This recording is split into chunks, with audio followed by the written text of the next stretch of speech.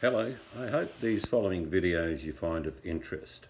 The world is in chaos as far as economics go, and we all know, most of us in our lifetime, how it's gone. It's been tough for many people. A lot of people lost money, investments, etc. These videos are just simply to show you the ways to maybe produce your own power, solar power, and produce some of your own food, and how to prepare those foods. So I hope you find them interesting. So each one will be a bit different, and if you enjoy them, leave a comment. If you don't enjoy them, leave a comment as well. But I hope you do enjoy them. Thank you.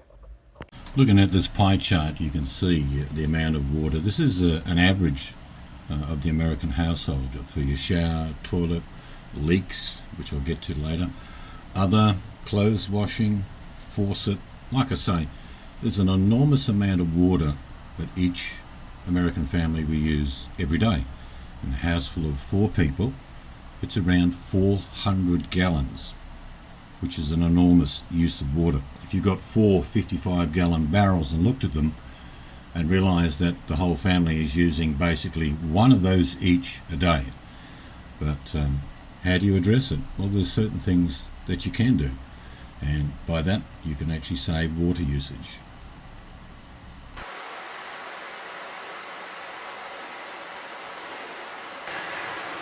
Hello, talking about what I think is the most important product on the whole planet, and that's water. We just going to have some now actually because it's quite warm here.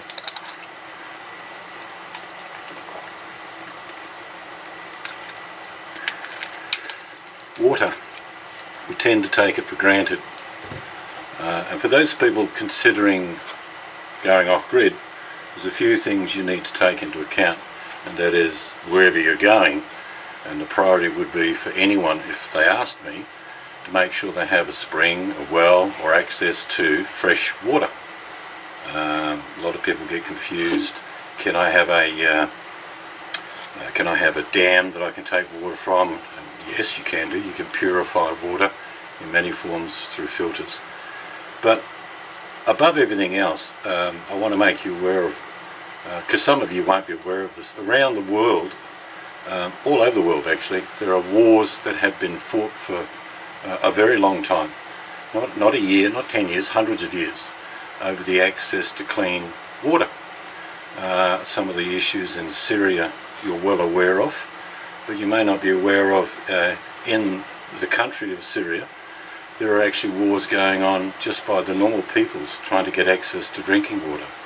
They've had major droughts there over the years, but I'm going to just explain. All around the world, it's in Asia, it's in all parts of the world where people have conflict now because of population numbers. Again, we take water for granted when you can just turn a tap on, or you've got access to easy amounts of drinking water. You don't even think about it. But I want to make you aware of a few things, and that is that you'll see a chart that we did and put on this video showing the amount of usage for this, that and the other. Well, you can save water, and the average American and Australian household uses about 400 gallons of water a day for 4 people living in there. You've all had, or probably have, teenage daughters that have no idea what time it is when they go into the shower and what time it is they come out. That's pretty true. Even boys do that as well. I, for years, always had a sign on the wall next to the shower saying 10-minute shower.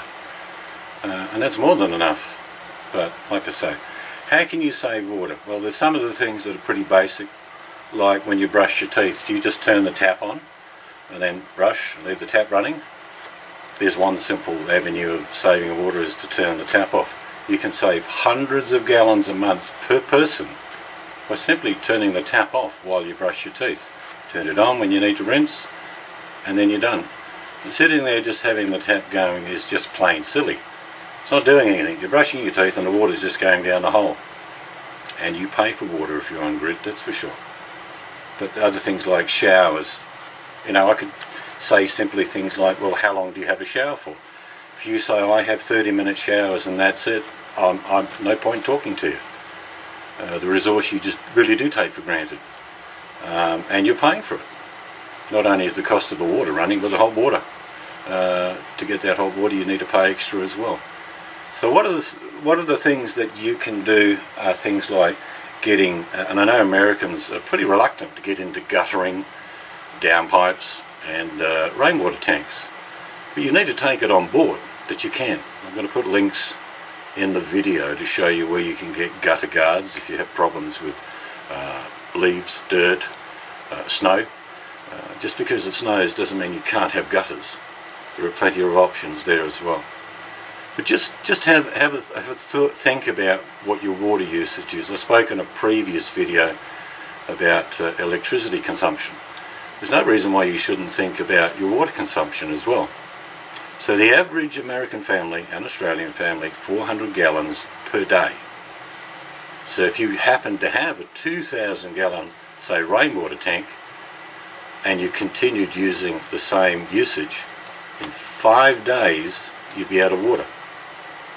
So every day an Australian and an American family, one member of the family, uses basically a 55 gallon barrel of water. Now, I'm not asking you to get a flannel and have it washed down every night and just quickly brush your teeth in a cup full of water.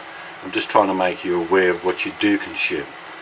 You can buy toilets that are more effective. Some old toilets use 5, 6, 7 gallons of water to flush. So have a look at that. There's an option there. Because in the end, if you do conserve water, you will actually save money, first of all. That's the main priority about all this, is you having a cheaper way of living. But if you're thinking of going off-grid, you're not going to have the luxury most of the time to flush 7 gallons of water down the toilet. You might get a compost toilet. I'm going to put a link in the video and in the description below. You'll see to Fixed by Doc and his spring.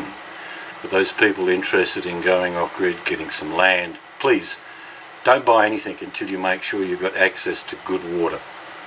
That is the number one priority that I would make you really think about. No point buying a block of land that's got a great view, but it's 350 feet down to get water. There's no point. So in the description you'll see a link to Fixed by Doc and Addy organising their resource in the way of spring water, and I think he's got several springs. So have a look at his video, the link that I put down, and he's got a whole series on his spring water. And there are other great videos out by other YouTubers as well. Just YouTube it and put in the search bar spring water or well water. So many options. You can have a bore, you can have rainwater collection, and I really encourage Americans to start looking at that. Start collecting your rain. Let's say you don't drink it, okay, because I know you all panic, but even with asphalt roof you can collect rainwater, you can use it for your toilet system, alright? You can use it for your gardens and any other purpose that you can think of other than drinking it. Your washing machines, etc. Those with tin roofs, particularly in Australia, and tile roof, ceramic tile, we have gutters on all our houses. It's a priority to collect rainwater. In fact, in some parts of Australia, you cannot build a house unless inclusive of the plans is a rainwater tank. And that's a fact.